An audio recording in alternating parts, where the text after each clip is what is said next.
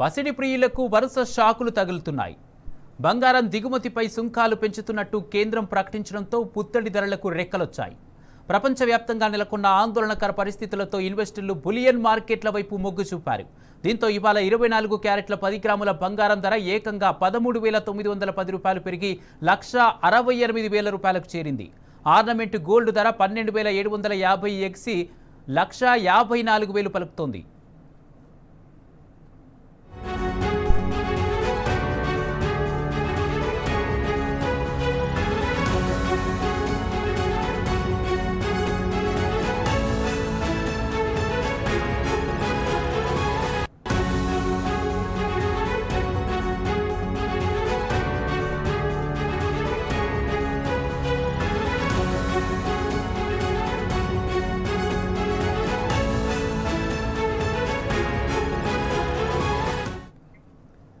పశ్చిమాసియా యుద్ధ జ్వాలలతో డాలర్ మీద నుంచి పెట్టుబడులను పసిడి వైపు మళ్లించారు పెట్టుబడిదారులు.